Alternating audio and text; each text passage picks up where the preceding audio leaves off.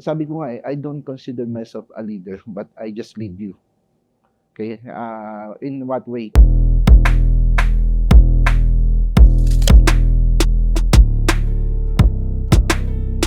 Actually, I graduated as electrical engineer. Okay? That was way 1993. I started banking in my banking career basically that year also. Why banking?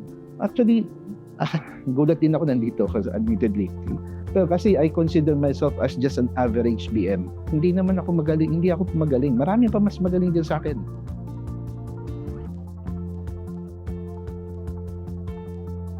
Mentor, ang immediate mentor ko will be my area head, which is Ma'am Chi. Okay? But we all, ang pinaka main siguro mother namin sa lahat is Ma'am Cathy. Okay? Actually, she's the reason I joined AUB. What's good about Ma'am Cathy is yung positive outlook niya. She always look at the positive side of things, tapos at the same time, she guides you. Talagang mentor ang dating niya. Talagang she will guide you, she will teach you. At the same time, siya ang unang cheerleader mo eh. Kaya biglang, kaya yan, ganyan siya. Okay?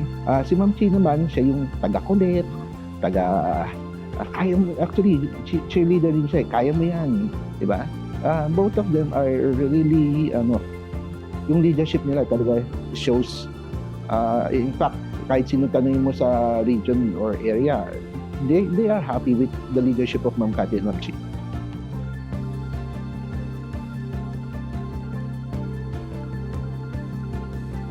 Sabi ko nga I don't consider myself a leader, but I just lead you.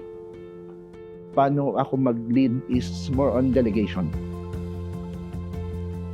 Dinidelegate ko, tinitingnan ko ng strength mo, anong weakness mo, then bibigay ko sa iyo yung pwede mong i-handle, pero hindi kita tuturuan kung ano dapat mong gawin. Kasi ang point ko, you have your strength, you have your weakness eh. You have your own personality and how you do things eh. Naniniwala ako, hindi ko kaya mag-isa eh. I need people. And I need lots of people to help achieve whatever it is that we need to achieve. Mahirap ang changes kasi you have to really adjust yourself and work hard. Kasi kung adapt ka lang, you're just doing kung ano lang yung dapat eh. I don't think you can achieve much by adapting only.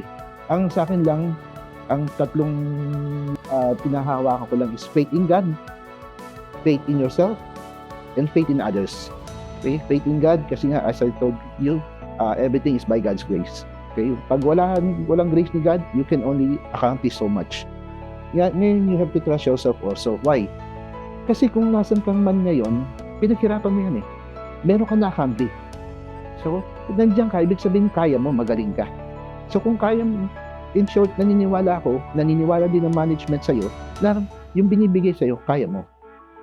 At the same time, you have to trust and depend upon others, sa mga boss natin, sa mga tao natin, sa mga tao sa head office.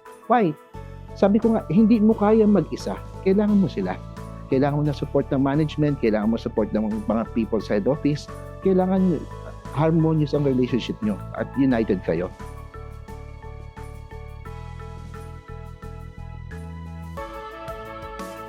Sa totoo lang,